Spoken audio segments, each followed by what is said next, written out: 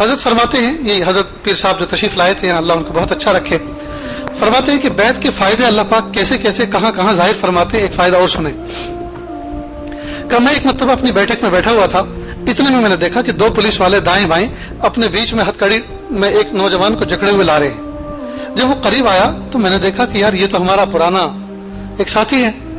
کہا بھائی کہو خیر تو ہے. کہ وہ موٹے موٹے آنسو سے رونا شروع کیا. کہا حضرت میں آپ کے ساتھ پڑھا ہوں, ساتھ میں رہا ہوں, آپ تو میرے اخلاق میری باتوں کو جانتے ہیں. کہا پھر ہوا کیا, یہ معاملہ کیا ہے؟ کہا ہوا یہ کہ میں اپنے بڑے بھائی جان کے ساتھ رہتا تھا, بڑے بھائی جان کی شادی ہو گئی, بیوی کے ساتھ ہمیشہ ان کی انبن کچھ رہتی تھی.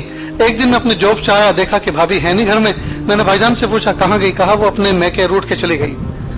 میں نے ان سے کہا کہ بھائی جان دیکھو یہ بات اچھی نہیں ہے, وہ بھابھی ہماری بعد میں ہوتی ہیں, پہلے تو ہماری وہ کزن ہوتی ہیں, اس سے پہلے ان کے ساتھ رشتے ہیں ہمارے, لہٰذا ایسا اچھی بات نہیں ہے, چلو اس کو منا کے لاتے ہیں. تو چونکہ میری ایک حیثیت تھی گھر کے اندر, بڑے بھائی جان بھی تھوڑا سا احترام کرتے تھے میری اس قابلیت کی وجہ سے جو اللہ نے مجھے عطا فرما رکھی تھی. کہا کہ چلو اگر تمہیں سمجھانا ہو تو تم سمجھاؤ اپنی بھابھی کو. خیر میں ان کے گھر پہ گیا اور میں نے کہا بھابھی جان دیکھو بھابھی کا رشتہ تو بعد میں ہے, پہلے تو آپ ہمارے یہ ہیں یہ ہیں یہ ہیں, اور اس طرح سے روٹ کے چلے آنا اچھا نہیں ہے, خاندان میں غلط میسج جاتا ہے, پلیز آپ چلو, میں معافی مانگتا ہوں بھائی کی طرف سے. خیر وہ راضی ہو گئی اور گاڑی میں اپنا بیگ لے کر وہ پرس لے کے بیٹھ گئے پیچھے. بھائی بھی پیچھے تھے, میں آگے سے گاڑی چلا رہا تھا. جیسے بیٹھتے کے ساتھ ہی اس نے پھر کوئی بات کہی پنجابی میں, پنجاب کے واقعہ ہے. تو کہا کہ جب اس نے کوئی بات کہی تو بس وہ اس کو اتنی بری لگی بھائی کو, پھر اس نے کچھ تلخ کلامی کی.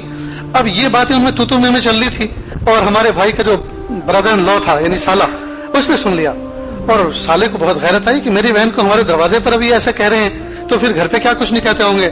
وہ گیا اندر اور وہ چلنے والی چیز آتی ہے نا ایک, اٹھا کے لایا اور اس نے ڈائریکٹ ٹارگیٹ فائر کیا.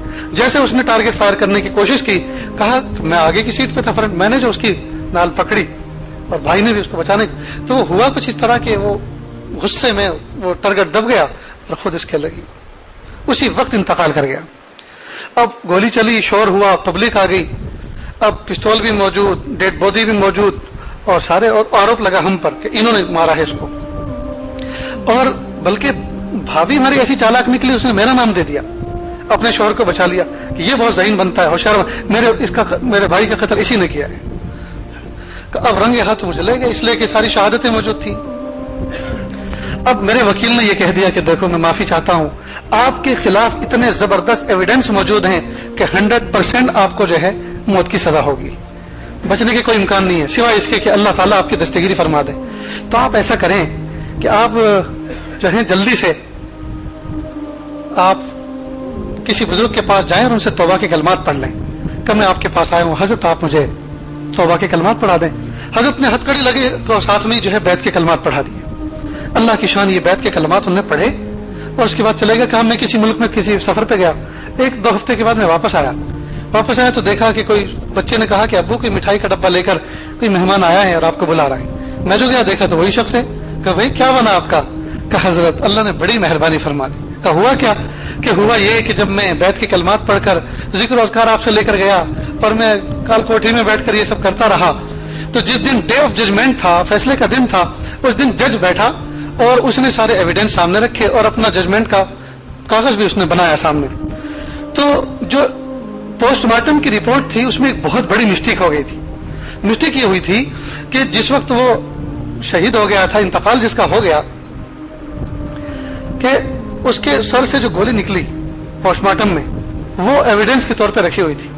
ڈاکٹر نے اس کا سائز جو لکھا رپورٹ میں وہ بائی مسٹیک انچز میں لکھ دیا, انچ میں, اور وہ تھی mm میں. تو mm چھوٹا سا ہوتا ہے اور انچ جو ہے وہ بڑے ہوتے ہیں. تو مثال کے طور پہ 8 mm یا 12 mm کی گولی اس کے سر سے نکلی, اس میں لکھا 12 انچ کا. 12 انچ تو اتنا بڑا ہوتا ہے, اتنی بڑی گولی سے اس کی ڈیتھ ہوئی ہے.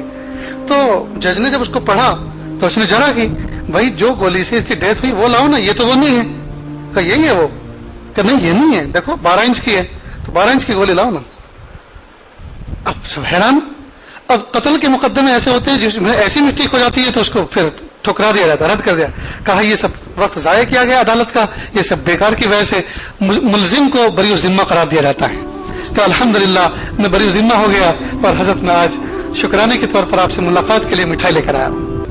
حضرت نے فرمایا پیارے اصل میں بیعت کے کلمات کی ایسی برکت ہوتی ہے، اکابر مشائخ کی جو دعائیں لگی ہوئی ہوتی ہیں وہ اللہ رب العزت اس سے بندے کی منزل کو پا لینا آسان کر دیتا ہے۔